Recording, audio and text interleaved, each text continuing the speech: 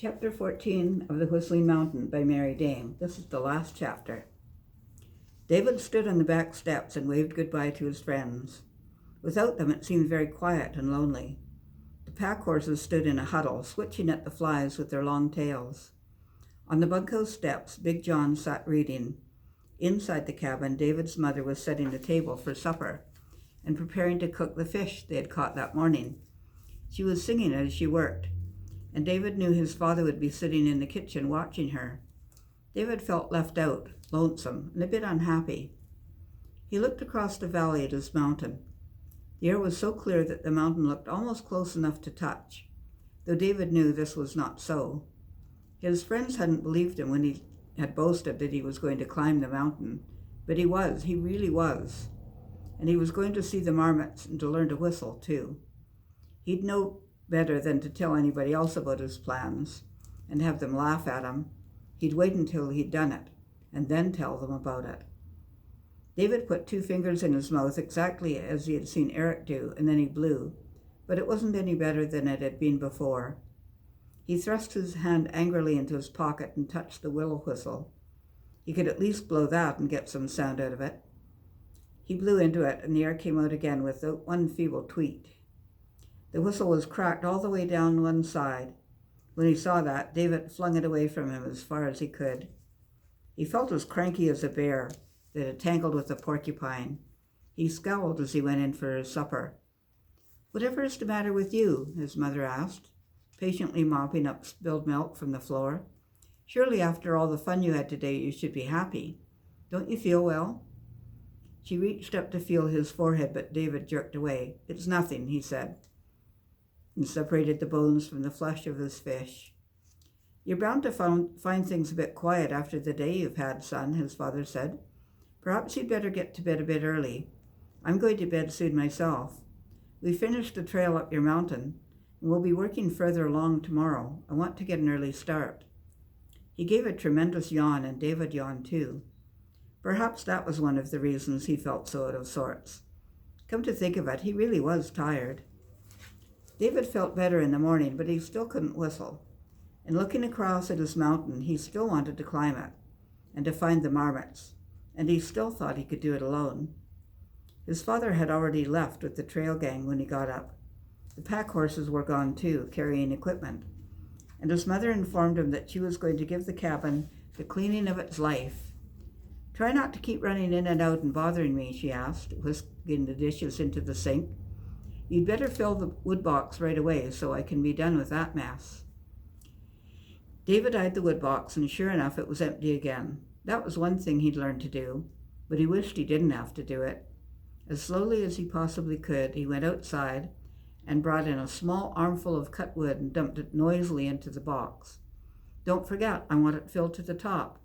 And don't forget to wear your rubbers for a while. The ground is still damp." David went outside grumbling.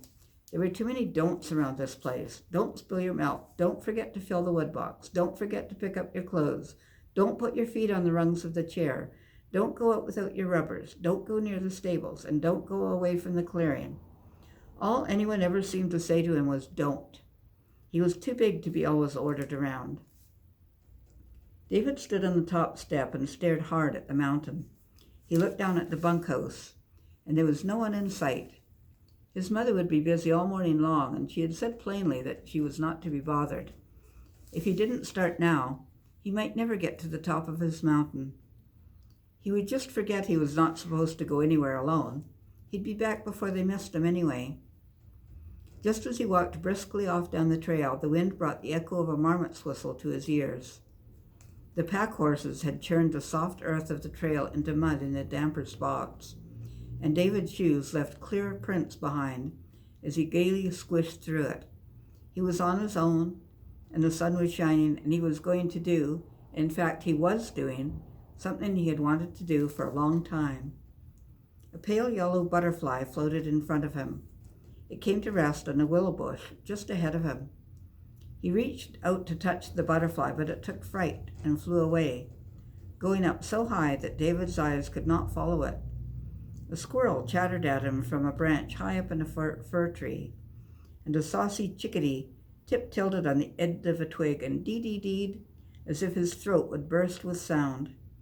At the bend in the trail, David stopped to catch his breath and admire the dust specks floating down a shaft of sunlight, slanting through the branches of an enormous tree.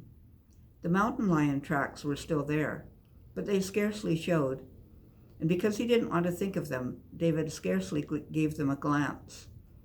He started walking right along, and he came, in what he thought was a very short time, to the bridge across the Swiftwater. I should have brought my fishing rod, David scolded himself.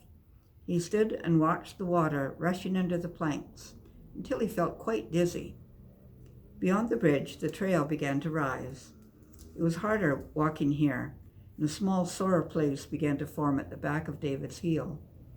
He stopped and rubbed it with his finger, and he wished, oh, ever so faintly, that he hadn't come. He trudged for a time between trees and bushes, so thick that it seemed as though he were climbing through a tunnel. Then the trail rose steeply, and the trees and the bushes grew further apart. He could see big rocks now, and overhead the sky was such a happy blue that he had to stop and admire it. Behind him, the bushes moved ever so slightly, and a fresh bear track was added to the trail. David neither saw nor heard, and the bear went down towards the bridge instead of up. David blinked. Perhaps he had been looking at the sky too long, for something seemed to be swinging gently back and forth in front of his eyes. He leaned forward and looked closely, and now he could see some tiny worms swinging at the end of long strands as fine as a spider's web. The worms looked as if they were playing a game.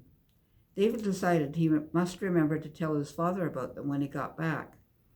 And deep down inside himself, he knew very well that his father wouldn't want him to be where he was. But up above him, another marmot whistled, and he knew he had to go on. The trees thinned to bushes, and scrubby ones at that. There were more and more rocks, and the trail was hard to walk on. David grew tired. The sun, now that there were no trees to hide behind, beat down upon him and made him very hot. David pulled his sweater over his head and dropped it by the side of the trail. I'll pick it up on the way back, he told himself. But he could almost hear his mother saying, David, don't leave your clothes lying round. He picked up his sweater to hang on a bush, and there, right on the bush he was going to use, were huckleberries, ripe and blue. He knew what they were as soon as he saw them. They were dark and plump and sweet to the taste, and he thoroughly enjoyed them. He looked around for more, and he moved from bush to bush in delight, the purple juice staining his teeth and tongue and dribbling down his chin. His hands got sticky, and he rubbed them on the seat of his pants. A deer fly buzzed near his nose, and he swiped at it with his hand half filled with huckleberries and left a streak of huckleberry juice on his flushed face. He ate until his stomach began to feel queer and his head to spin, for the sun was very hot, and he was tired, so very tired. He sat down in the welcome shade of a huge limestone rock just for a moment, and he fell fast asleep. He slept for a long time, and on the rock-strewn slopes above him, the marmots were strangely quiet. Earlier in the day, the rocks had echoed and re-echoed with warning whistles, but now the wise little animals were staying in their rocky hideouts. They were waiting until the mountain lion, a stranger here, had left the rock slides. The mountain lion had poor hunting, a grouse which was little more than feathers, and an unwary rabbit. He could smell the marmots, and his mouth watered. Deep in his throat he whined, for he was truly hungry. He sniffed the wind, and his great tail twitched excitedly.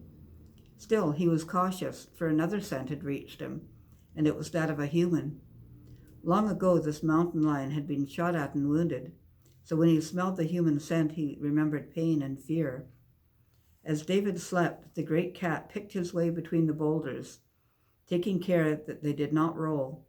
His stubby ears were pricked for the slightest sound, and as each paw found new footholds, he paused and tested the breeze, and the scent seemed closer and closer.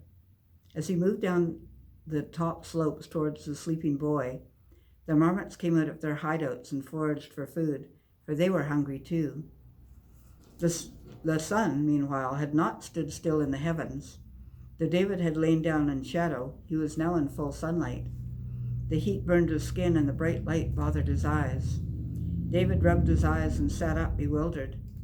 And at that instant the hungry beast drew himself together and leapt lightly to the top of the big limestone rock in whose shelter David lay. A wary old marmot whistled and leaped into safety, and the signal was taken up and passed across the whole of the rocky slope. It was like a whistling contest, but it was not in fun, and David thought he must be dreaming. He had such an awful headache. His eyes hurt, and he could hear a bedlam of whistling going on above him. He shook his head to make the dream go away, but it wouldn't go. There were the sharp rocks, the stunted trees, and the small bushes covered with ripe berries. He began to remember that he was up on his mountain, and the whistling was the whistling of the marmots, and he was all alone.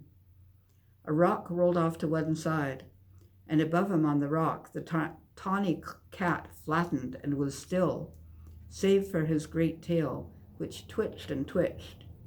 David turned his head as more rocks rolled, and below him, in full view, ambled a great black mother bear and her 2 frolicsome cubs.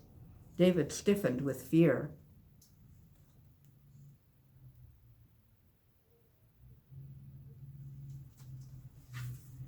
The mother bear ate from the huckleberry bushes, and as she ate, David could see her teeth and her cruel claws. He could almost feel them tearing at him, and he tried to make himself as small as possible. He pushed against a rock with his back, and he scarcely dared to breathe. The bear and her cubs came closer and closer. Above on the rock, the big cat let her claws out slowly, and slowly drew them in. She was very, very hungry, but she did not relish the wrath of an angry mother bear, and the boy was a human who might be dangerous. The bear cubs had eaten all the berries they could.